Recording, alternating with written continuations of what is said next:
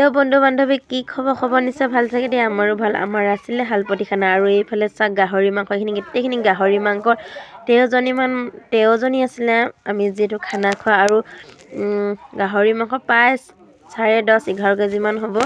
আৰু ইয়াত বনাই আছে আৰু মই বনাই আছোঁ চালাড। আৰু যিহেতু চালাডখিনি বনাই হৈ গ'ল, ভাবিলোঁ ভিতৰতে ভৰাই থৈ দিওঁগৈ বুলি লৈ ল'লোঁ ভিতৰত থ'বলৈ দেই।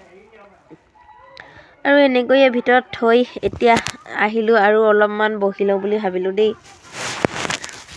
অথনিৰ পৰা যিহেতু চৌহাৰি কিবা কিবি গোটাই থাকোঁতে অলপমান ভাগৰ লাগিছে। আৰু এইফালে চাওক এজনী আমাৰ বাইদেউ মানে তাই আহিব নোৱাৰিলে। তাই ইয়াৰ নহয় কিন্তু বহুত দূৰ, উত্তৰ প্ৰদেশৰ হয় দেই।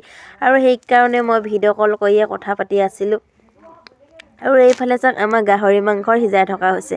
আৰু যিহেতু গাহৰি মাংস লগত লাই শাক আৰু আলু, আৰু এইফালে চাওক আমাৰ পাৰ্টিবিলাক কি আনি থৈছে চাওকচোন।